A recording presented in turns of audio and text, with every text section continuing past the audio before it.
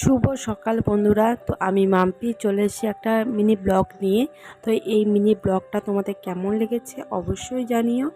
তো আজকে সকালবেলাটা দেখে নাও কত সুন্দর, মানে হালকা মিষ্টি একটা রোদ উঠেছে। তো আজকে অনেক জামা কাপড় হয়েছিল, সেগুলো আজকে আমি কেচে নিয়েছি। তো ছাদে এসেছি এগুলো মেলে দিতে। তো আমার রান্না বান্না আজকে কমপ্লিট হয়ে গেছে। তো আজকে কি রান্না করেছি চলো দেখে নাও। তো আজকে করেছে হচ্ছে ডিমের ঝোল, হালকা পাতলা একটা ডিমের ঝোল করেছি। তো একটা জায়গায় যাওয়ার আছে, তো তাড়াতাড়ি করে ঝটপট করে এরকম রান্নাটা আমি মানে মাঝে মধ্যেই করে নিই। আর করেছি হচ্ছে পুঁই শাক দিয়ে, কুমড়ো দিয়ে, অনেক রকম সবজি ছিল, সেসব সবজি দিয়ে একটা তরকারি করেছি। আর করেছি সাদা ভাত। তো আর কিছু করিনি আজকে।